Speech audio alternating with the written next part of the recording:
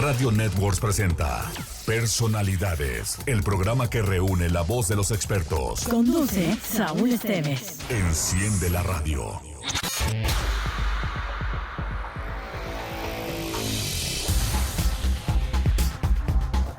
Hola, ¿qué tal amigos? Muy buenos días, bienvenidos a su programa Personalidades. Mi nombre es Saúl Esteves y el día de hoy tenemos como invitada a la doctora Minerva Cobos Lucero, a quien saludo con mucho gusto en esta mañana de sábado 9 de enero. ¿Qué tal? Bienvenida, doctora. Muchas gracias, Saúl. Agradezco la invitación, saludo con mucho gusto a todo el auditorio, deseándoles que este 2021 sea un año de mucha salud y prosperidad.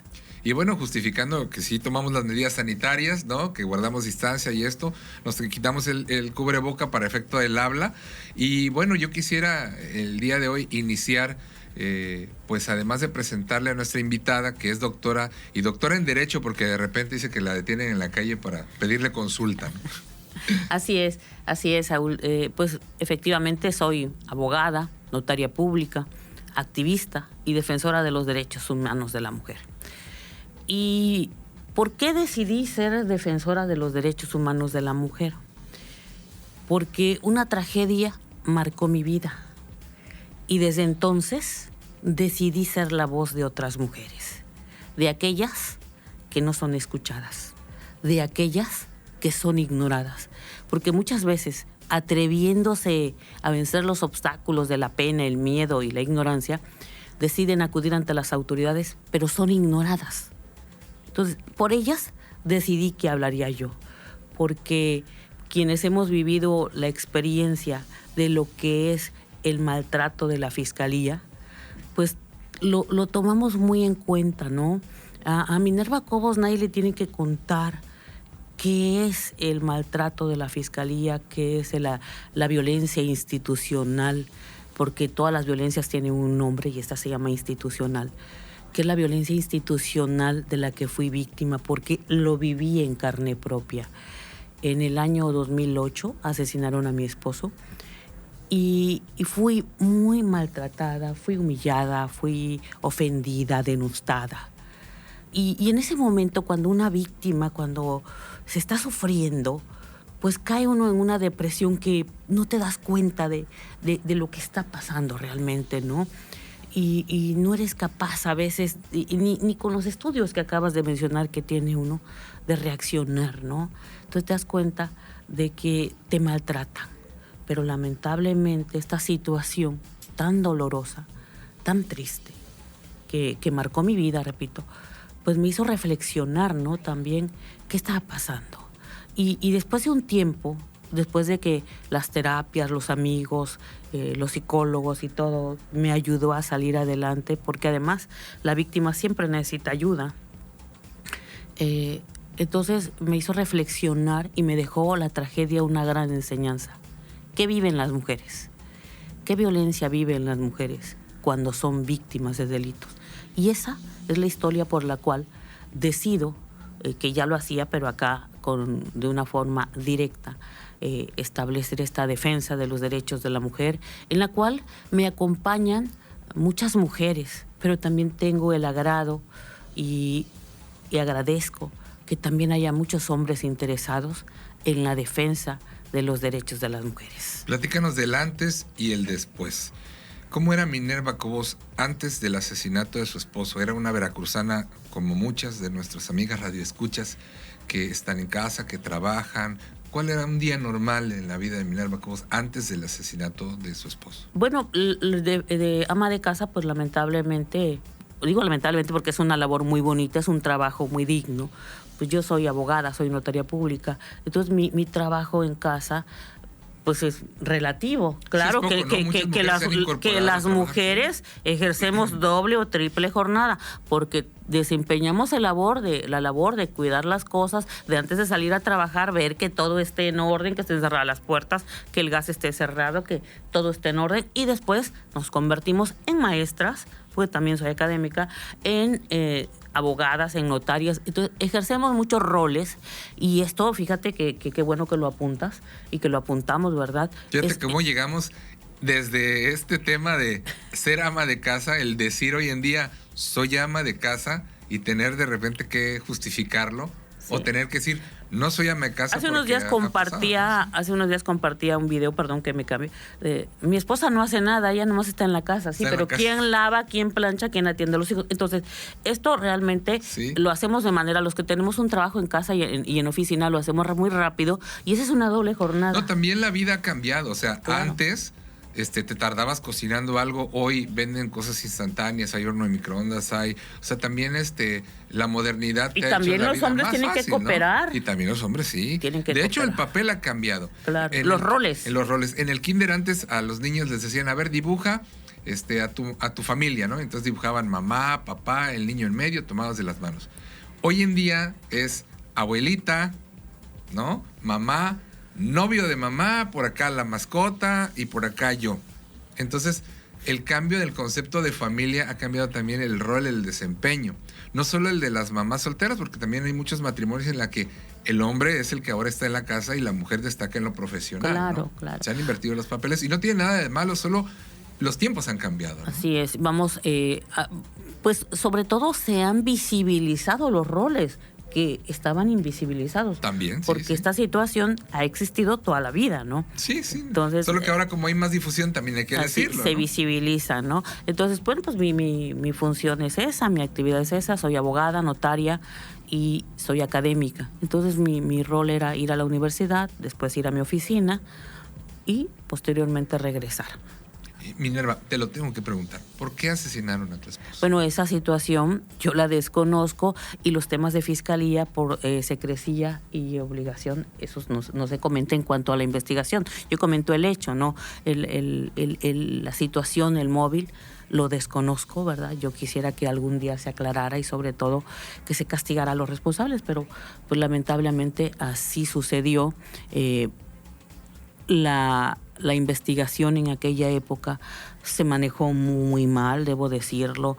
Hubo tal persecución hacia mi persona que dejaron de investigar otros puntos importantes. Y aquí sí hay una responsable, se llama Consuelo Lagunas Jiménez, en aquella época encargada de la Dirección de Investigaciones Ministeriales. ¿Qué te hizo y qué no hizo? Bueno, ella no hizo las investigaciones correspondientes, solamente se dedicó a acosarme y a perseguirme a mí, solamente a mí. Cuando pedías justicia, cuando acudías a las yo preguntaba sobre tales o cuales casos, eso no era importante, eso no era relevante, eso para después, esto no.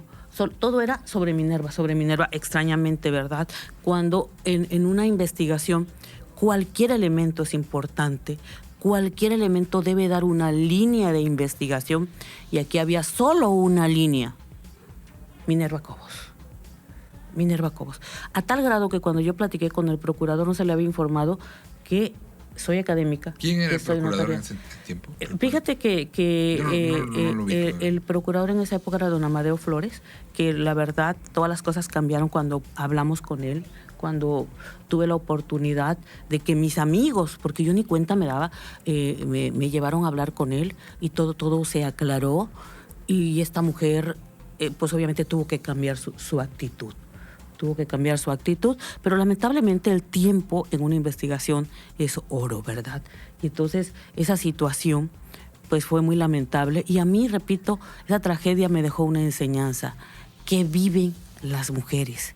Si esto le estaba pasando a Minerva Cobos, abogada, notaria pública, académica, y en esa época secretaria del Colegio de Abogados de Veracruz, fíjate, pues imagínate a una persona que no tiene la posibilidad de defenderse. O que no sabe nada de leyes. Y que no sabe nada, exactamente. Entonces, ¿qué le pasa? ¿Qué hacen con estas personas? Pues obviamente las criminalizan, ¿sí? No encuentran justicia, pero además se vive la doble victimización. Se revictimiza a las víctimas. Eso es una situación muy lamentable, muy triste y muy dolorosa. Pues vaya que tu historia yo creo que es la de muchas que a lo mejor hoy en día al escuchar, y estoy completamente seguro, no solamente deben sentir empatía, decir, a mí también me pasó la pérdida de un familiar, o el que vaya a preguntar y prácticamente te digan, váyase a su casa, ya no pregunte, ya no le mueva, ¿no? Ya no, sí. De verdad, yo llegué a obtener esas respuestas. Mire, no me traiga chismes. Ya le hablamos luego. O sea, y esas respuestas te dan. Y aquí hay algo bien importante, Saúl, y lo digo con mucho respeto. A muchas personas les da vergüenza decir esto que yo estoy diciendo. O sea, ¿cómo voy a decir yo, Minerva Cobos, fíjense que fui maltratada, me trataban mal, me colgaban el teléfono, casi que me cerraban la puerta? Da vergüenza, pero no tenemos por qué sentir vergüenza. Ser víctima de un delito no es algo que nosotros elegimos. Yo elegí, por ejemplo, venir hoy, atender tu invitación, estar aquí. Eso yo lo elegí, pero ser víctima yo no lo elegí. Las circunstancias nos pusieron en ese camino y las debemos afrontar, pues, con respeto, pero con mucha dignidad. Y por eso las autoridades actúan así, porque lo callamos, porque no lo exponemos. Debemos dejar esa vergüenza para otro caso, porque esa situación no tiene por qué darnos vergüenza. Con mucha valentía debemos afrontarlo y enfrentarlo. Bien. Muy bien. Pues seguimos en el programa Personalidades. Vamos a hacer una pausa, pero regresando, platicando con la doctora Minerva Cobos Lucero, presidenta del Observatorio Ciudadano por la Equidad de Género en Veracruz. Hay muchos temas. Vamos a pasar en el siguiente bloque a Minerva Cobos, la activista, la feminista, la defensora, de cómo llegaste a eso. No se vaya, en un momento regresamos. Saúl Esteves Tiene más para ti en Personalidades. Estamos de regreso en el programa que reúne la voz de los expertos. Aquí escuchas Personalidades con Saúl Esteves.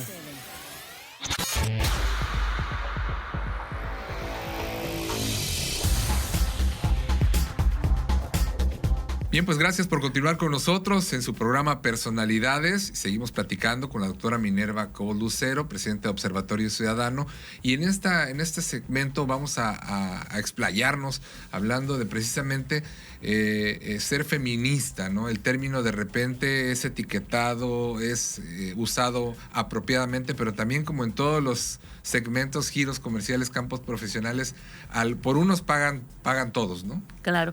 Fíjate que aquí, bueno, como lo señalabas, en un momento decidimos, porque no fue una decisión mía nada más. O sea, el Observatorio Ciudadano no es Minerva Cobos, es un grupo, como dije antes, de amigos y amigas que decidimos formar este grupo. Ya estaba yo como presidenta del Colegio de Abogados de Veracruz, una decisión que ya tenía desde antes. Yo tenía un proyecto, yo voy a buscar la presidencia del Colegio de Abogados de Veracruz, y mi marido estaba pues muy, muy, muy contento con eso. Entonces, cuando él muere, yo dije, no, pues yo voy a seguir adelante con nuestros sueños, con nuestros proyectos, con todo lo que teníamos planeado. Miguel, seguramente, Mique, mi marido, debe estar muy contento con que estamos buscando los proyectos que habíamos planeado. Y ser presidenta del Colegio de Abogados de Veracruz era uno de los sueños de Mique y de tu servidora. Entonces yo lo busqué. Cuando yo dije quiero ser presidenta, lo primero que me dijeron, oye, pero ¿cómo va a ser? Mira que ya mataron a tu marido, te van a matar a ti. Bueno, ¿y a mí por qué? Siempre... Pues en lugar de darte para arriba, te van para abajo. Lo que alguna vez comentamos, el barco no se hunde por el agua que está alrededor, sino por la que dejas entrar. Entonces siempre hay comentarios negativos que a las personas les limitan. A alguien a veces le dicen algo así, se echa para atrás y dice, no, ahí lo dejo, ¿no? Pero de repente sucede en todo, ¿no? O sea, ¿quieres emprender un negocio? No lo hagas, eso es malo, te dicen. Siempre encuentras algo. Entonces no hay que... Y ya cuando lo abres, la vecina me pone el suyo y empiezan otros a copiar. Pero, ¿no? Entonces, la moraleja en esta parte es, hay que hacer lo que nosotros tenemos decidido hacer, y las opiniones, pues hay que tomarlas en consideración, pero reservarlas, porque no todas son válidas ni útiles. ¿Cuándo comienzas a luchar por la equidad de género? ¿Hay alguna fecha o se fue dando gradualmente? Fíjate que se fue dando gradualmente. Ya como ¿Sí? presidente del Observatorio Ciudadano dábamos las pláticas y asesorías, y obviamente el periodo es de 2 años. Nosotras, el grupo de amigas, aquí reconozco la labor de la doctora María Esther Casarín, de Diana Álvarez, del doctor Capistrán, entre muchos otros, el doctor Pérez Medina, que en gloria esté, y que decidimos y perdón porque no menciono a todos, sería mucho, Chela Pérez de León, hay muchísimos y muchísimas que por tiempo no los voy a mencionar, pero son muchos, y a todos les agradezco infinitamente el apoyo. dijimos, bueno, vamos a hacer ahora un grupo, pero que sea exclusivamente dedicado a la defensa de los derechos humanos de la mujer, a la difusión de los derechos de la mujer y a orientarles, a dar a conocer sus derechos. Y entonces, de esta manera, en el año 2015, es que 2016, organizamos ya el Observatorio Ciudadano por la Equidad de Género.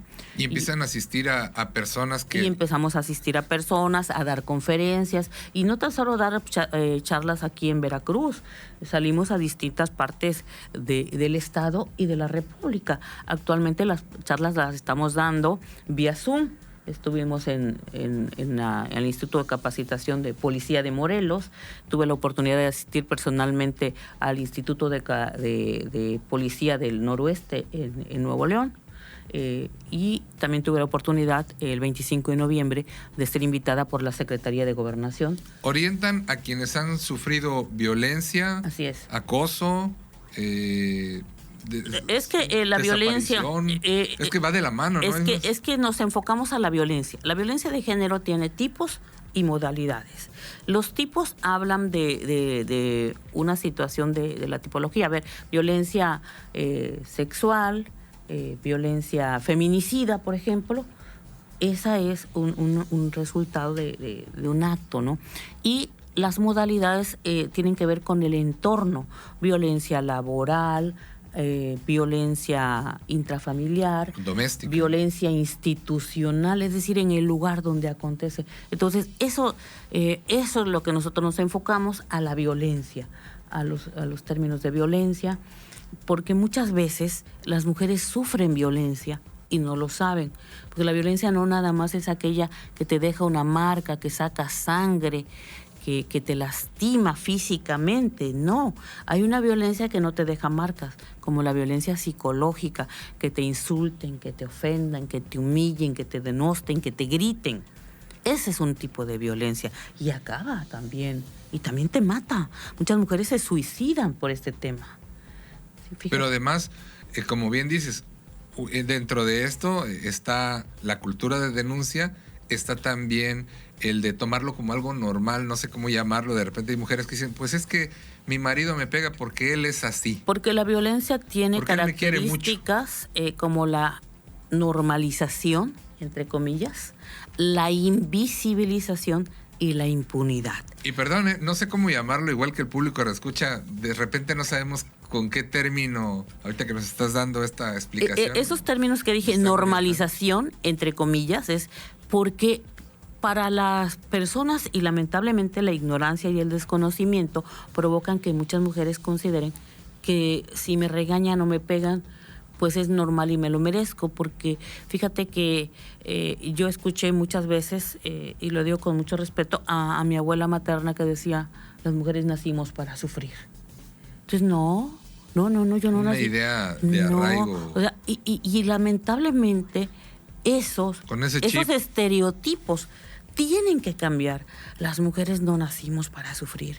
Tenemos los mismos derechos y debemos tener las mismas oportunidades que los hombres. Ojo. No queremos que me den un lugar, preferentemente a mí que soy mujer, que a ti. No. Queremos. El feminismo busca la igualdad de oportunidades entre una mujer y un hombre. No quiero una oportunidad por ser mujer. No, eso no busca. Eso es indigno. Eso no se vale. Eso no puede ser. Que lamentablemente también se da. Sí, por eso lo aclaro. Eso no busca el feminismo. Eso no son los ideales del feminismo. Oportunidades. Que me den la misma oportunidad. Y repito, vuelvo al tema de la normalización, pues se normaliza. Y lamentablemente esa normalización que se vivía en el contexto del ámbito privado, pues también era en el público. Durante muchos años, las autoridades consideraron que la violencia doméstica o la violencia de género en el seno de la casa era un problema doméstico. Sí, ¿cuántos casos no supimos de que estaban peleándose el marido y la mujer, le llamaban a la policía y decían, no me y meto. todavía lo vemos en la calle, le están pegando a una persona y quien interviene ahí es cosa de dos. Es ahí donde vamos a ir más adelante a invitarlos a que no sean observadores pasivos. No es un problema de dos. Se convierte uno La cómplice en eso. violencia de género es un problema de salud pública que debe ser atendido. Cómo se atiende a los enfermos de VIH, cómo se atiende a los diabéticos, cómo se atiende a una cuestión de salud pública. Es un derecho humano. Tenemos derecho a vivir una vida libre de violencia y es un delito. ¿Por qué? Porque está tipificado la violencia en sus distintos tipos y modalidades. Violencia física, violencia psicológica, violencia económica, violencia patrimonial y la más grave de todas las violencias, la violencia feminicida. En este tipo de las violencias económico y patrimonial, fíjense que tampoco se conocen. ¿Cuántas mujeres tienen una profesión y su esposo no las deja trabajar? O su novio, o su pareja. Qué bueno que lo mencionas. También, tanto de normalización, de las jovencitas que ahora andan con estos chavos que igual se da el maltrato. Ya no llega, hablemos... La violencia en el noviazgo. Esa violencia es una de las violencias más invisibles que hay. ¿Por qué? Porque la joven a veces no tiene la confianza para ir a platicarle a su mamá lo que está pasando. Bueno, ni siquiera sabe que tiene novio, ¿no? Vaya, ni siquiera sabe que tiene novio. ¿Y entonces con quién lo platica? Con su amiga. ¿Qué recomendaciones le puede dar a una joven con la misma edad e inexperiencia? Embarázate, porque cuando te embaraces y sea papá vas a ver cómo cambia. Y situaciones como estas que pueden acontecer en los embarazos adolescentes. Entonces, esta forma de violencia en el noviazgo es una violencia invisible porque se desconoce, poco se denuncia, poco se sabe, y en ese tema también hemos abordado las pláticas en las escuelas. En eso nos ayuda mucho Graciela Pérez de León y Diana Álvarez, orientar a las jóvenes. El amor no duele. Si te quiere, no tiene por qué controlarte, no tienes por qué darle la contraseña de tu celular, de tu Facebook. Eso no es amor, el amor no limita. Hace unos días publicaba una infografía de ONU Mujeres.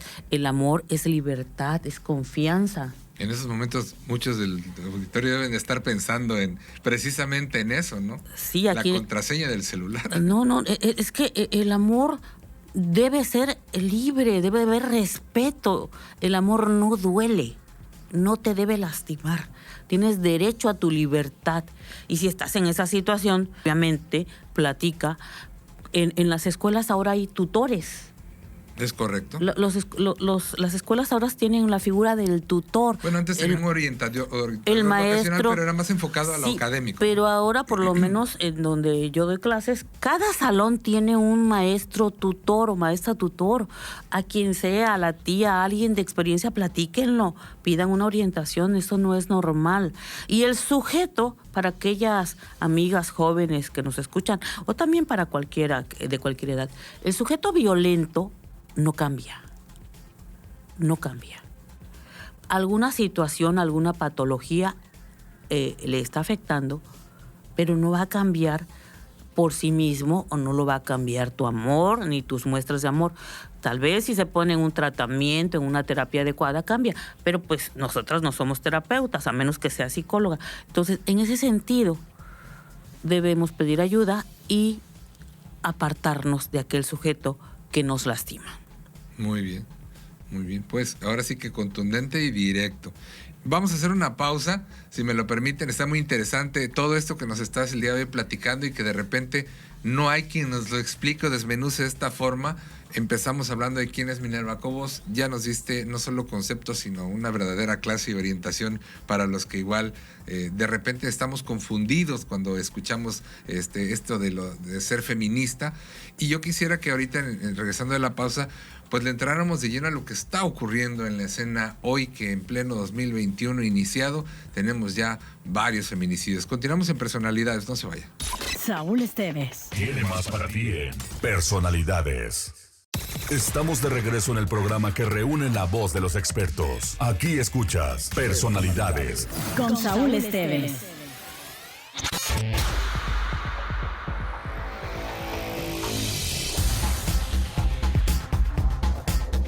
Gracias por continuar con nosotros en su programa Personalidades en este sábado que está siendo bastante revelador, constructivo, positivo, platicando con la doctora Minerva Cobos, doctora en Derecho, y que nos está pues dando realmente una orientación de la violencia en la mujer, violencia de género, feminicidios, y lastimosamente, como decíamos antes de ir a la pausa, hemos iniciado este 2021 con varios casos y que se dan de manera horrorosa.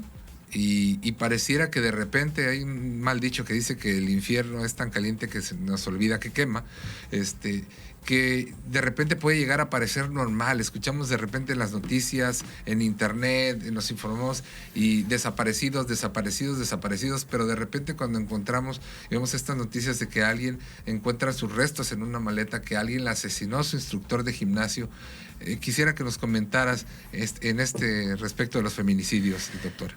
Mira, Saúl, lamentablemente, como bien lo señalas, este año 2021, al día de hoy, llevamos 5 feminicidios en el estado de Veracruz.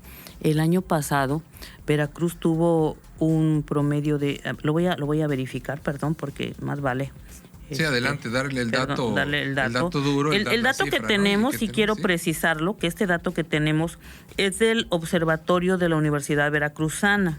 Todavía no se tienen los datos y cifras oficiales de la Fiscalía, pero el dato que nos proporciona el Observatorio Universitario de la Universidad Veracruzana, que dirige la maestra Estela Casados, a quien saludo muy respetuosamente porque es una destacada maestra y conocedora de este tema que estamos platicando. 89 feminicidios registró el Observatorio de la Universidad Veracruzana. Repito, todavía no se tienen los datos de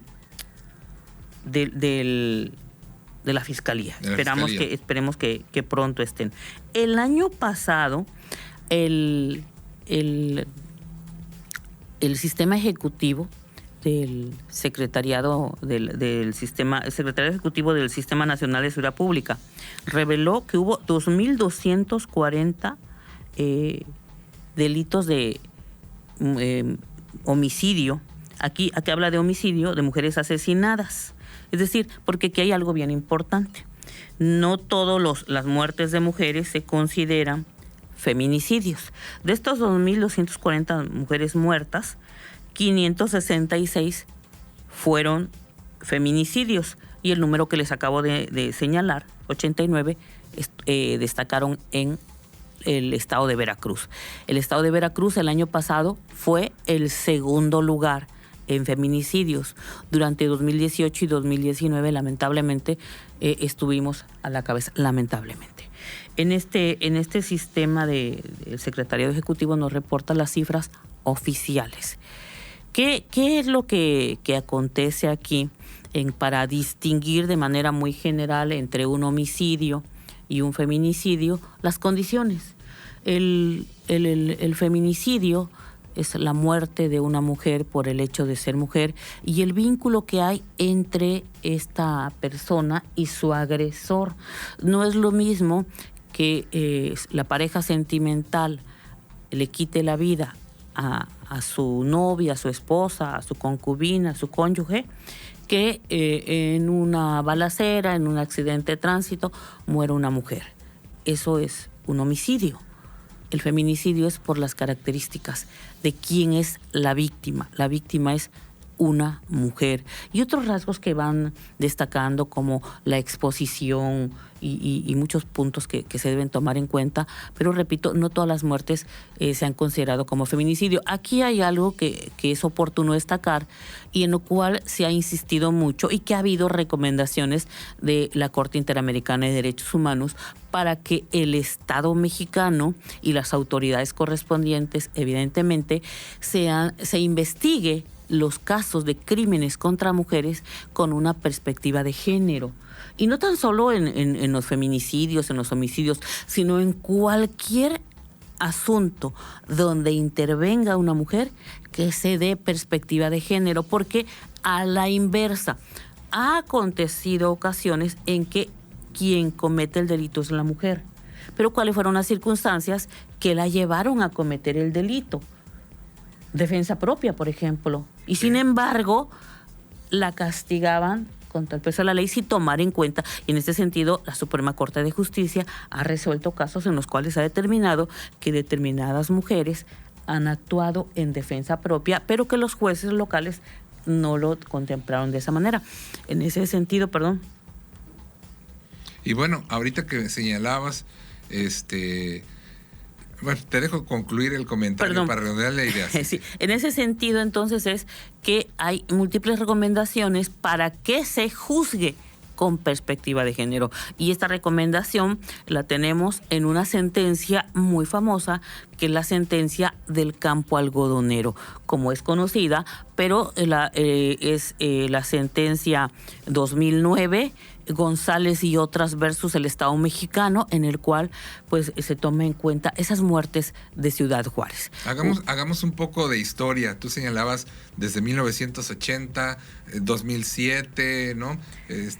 Son fechas. Sí, fíjate que este tema del 2009 es la sentencia del campo algodonero. En esta destacan las investigaciones de Marcela Lagarde, pero vamos más atrás, como bien lo dices. El Estado mexicano, sin duda alguna, tiene una gran deuda con nosotras, las mujeres y las niñas de este país. ¿Por qué?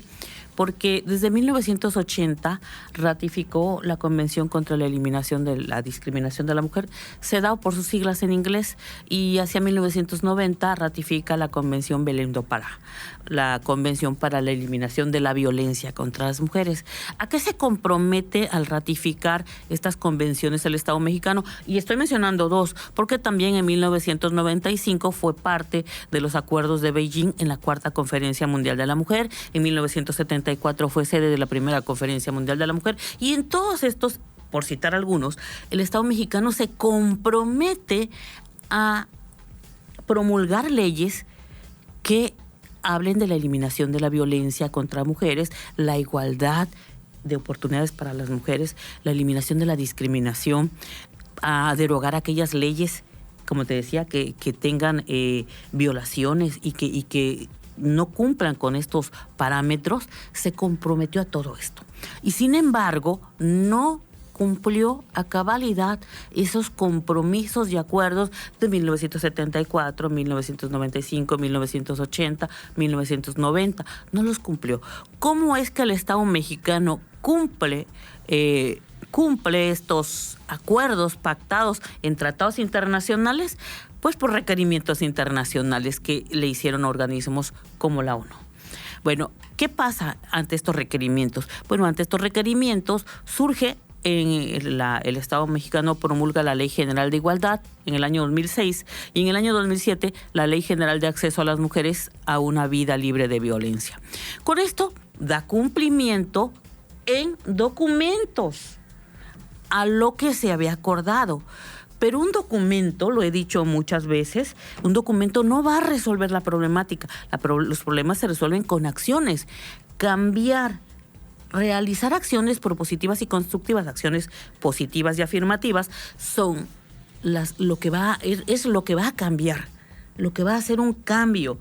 Pero un simple documento, pues evidentemente no va a cambiar nada. Por eso dicen que tenemos la mejor constitución política del mundo, las mejores leyes, la estructura en la cual se señalan, ¿no?, los derechos y obligaciones. Sí, está muy padre el documento, la foto, los que fueron a hacer el viaje y se tomaron en esta convención, ¿no?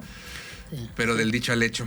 Sí, es que el documento no, son las acciones, a ver que se cumpla lo que está escrito. Entonces, en ese sentido, pues se promulgan estas leyes, y de aquí surgen las alertas de violencia de género que están contempladas en la Ley General de Acceso a las Mujeres a una Vida Libre de Violencia.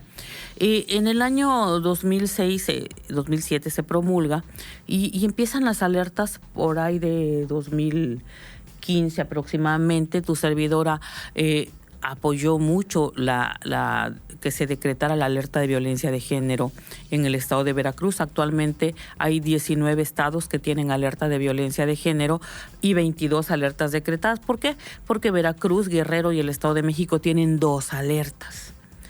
¿Por qué estaba a favor? Y bueno, sigo estando a favor, únicamente que estoy un poco decepcionada, porque esta alerta no ha dado los resultados que esperábamos.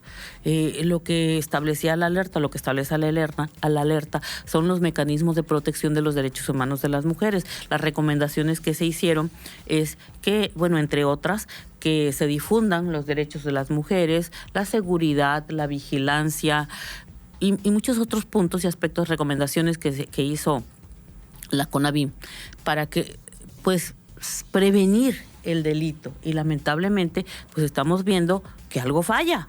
Porque si el año pasado fuimos el segundo estado y los años anteriores fuimos el primer lugar, pues algo está fallando. Creo que yo sigo, pues soy abogada, soy una mujer que respeta la ley y la legalidad. Considero que la ley está bien, que a lo mejor había que replantearse lo que se está haciendo. Ser muy honestos y ver si lo que se está haciendo de manera correcta, se está cumpliendo a cabalidad, o hace falta retomar el rumbo, tomar un nuevo camino, no cambiar el objetivo, a lo mejor cambiar la forma en que queremos lograr el objetivo. Muy bien, pues seguimos platicando, Minerva Cobo Lucero, y el programa Personalidades, de esta violencia a la mujer, los derechos, la difusión tan necesaria que hace falta. No se vaya, porque en el siguiente espacio vamos a dar las recomendaciones. ¿Qué hacer una persona que padece violencia, las mujeres que padecen violencia, acoso, maltrato? ¿A quién recurrir? Quienes no saben nada de leyes dicen, ¿qué hago? Voy a la fiscalía, no voy, levanto la denuncia, mejor me asesoro, voy con un abogado. No se vaya, en un momento más regresamos. Saúl Esteves. Tiene más para ti en Personalidades. Estamos de regreso en el programa que reúne la voz de los expertos. Aquí escuchas Personalidades Con Saúl Esteves.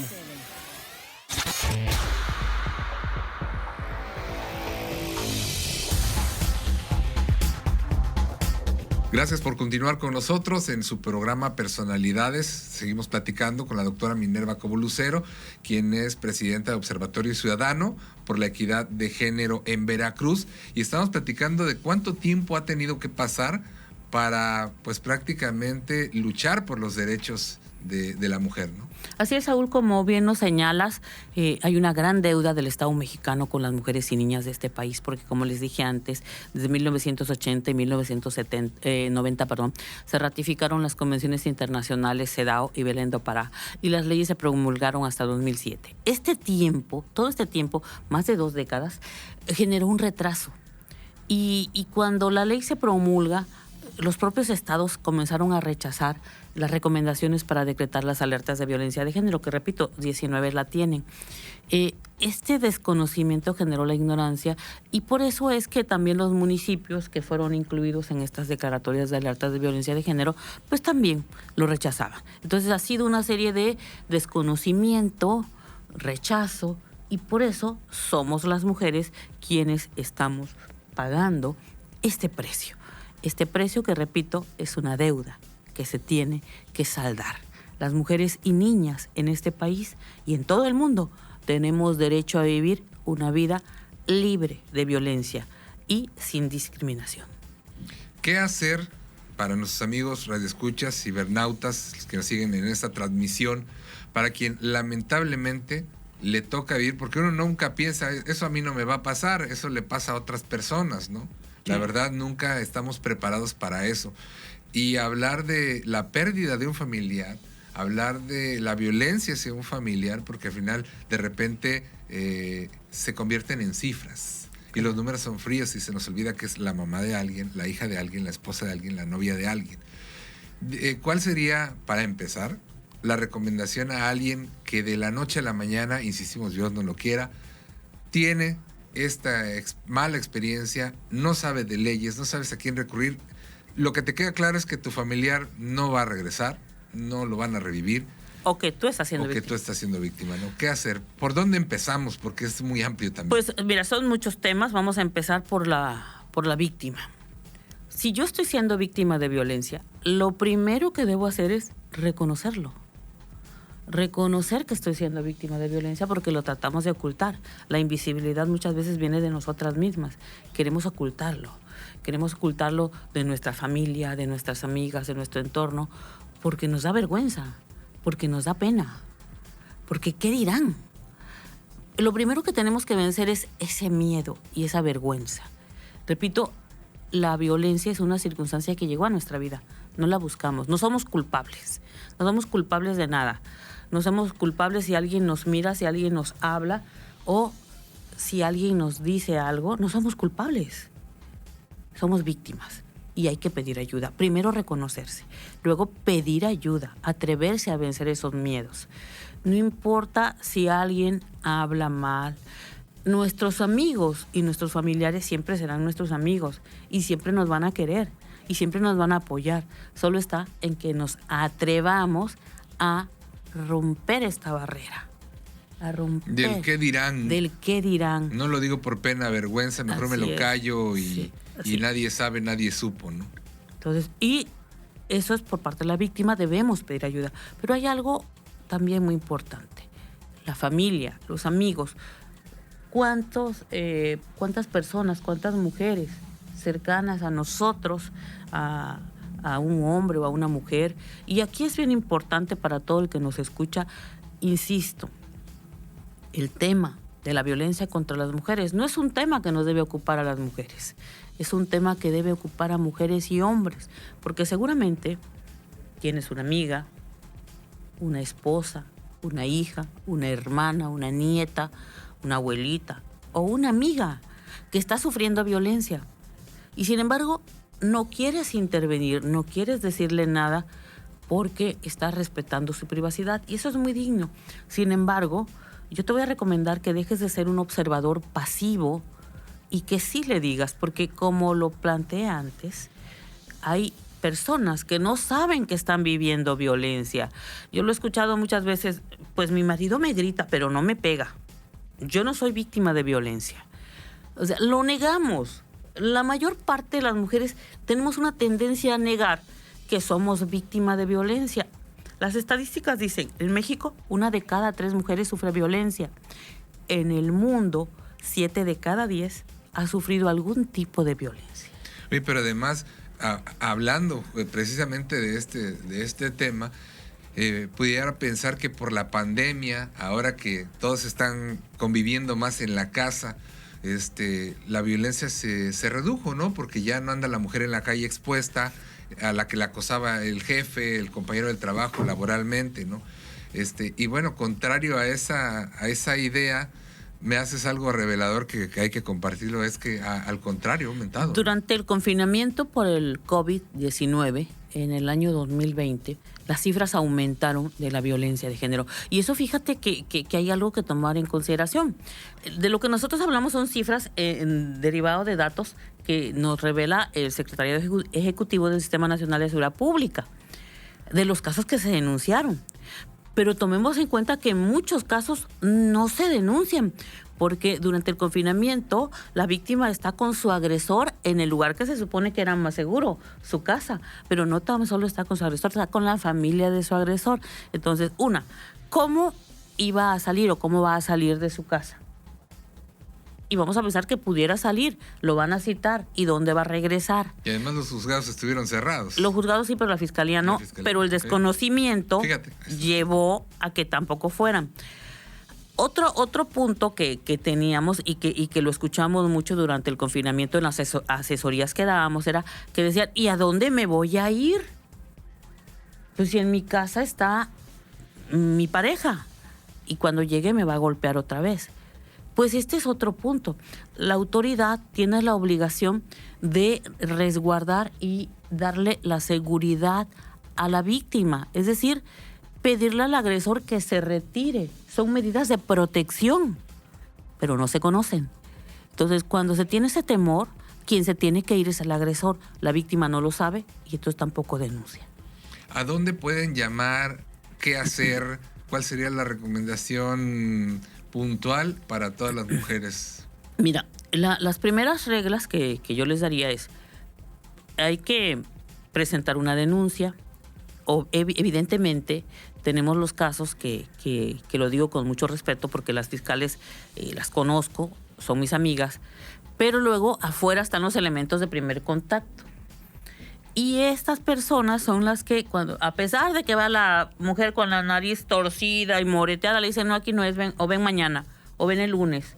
Si es el viernes, le dicen, ven el lunes para que ya le toque a la otra guardia. Y si es ahorita, le dicen, ven mañana para que le toque al otro de guardia. Y así, entonces, nosotros hemos platicado mucho con las fiscales. Ellas nos piden que le reportemos de inmediato cualquier situación de que tengamos conocimiento. Le hemos dicho, pero la víctima está afuera. No, a ver, salen, porque, repito, el problema está afuera. Está afuera, la fiscal regional, la fiscal general es muy oportuna en su trabajo, y las fiscales especializadas también, problemas con eso, pero sigue dándose. Es un hecho lamentable, sigue dándose la falta de atención a las víctimas de manera oportuna. Ante esa situación, lo que pasa es que la víctima tiene miedo, ya no quiere ir. Hemos platicado y le hemos dicho, miren, esta mujer, efectivamente, le preguntan, ¿cuánto tiempo tienes de vivir con tu marido? 20 años. ¿Y siempre te ha golpeado? Sí, siempre. Y hoy se te ocurre venir a presentar denuncia. Entonces no podemos prejuzgar. No podemos prejuzgar. No, está como el otro ejemplo de muchas mujeres, cuando ya ven detenido o esposado al marido, le otorgan el perdón y ya no procede. Dicen las que están en las mesas, es que tenemos aquí un cerro de denuncias que no procedieron porque se retractaron. Sí, es un hecho lamentable, pero repito, no podemos prejuzgar. Sí, debemos ponernos en la situación de la víctima. Hoy se atrevió a denunciar. Y debemos ser más considerados en esa situación de qué está pasando por la cabeza de esta víctima, ¿no? ¿Qué es lo que la lleva a tolerar esta agresión o a perdonar a su agresor? Pero necesita la ayuda y hay que dársela. No podemos prejuzgar.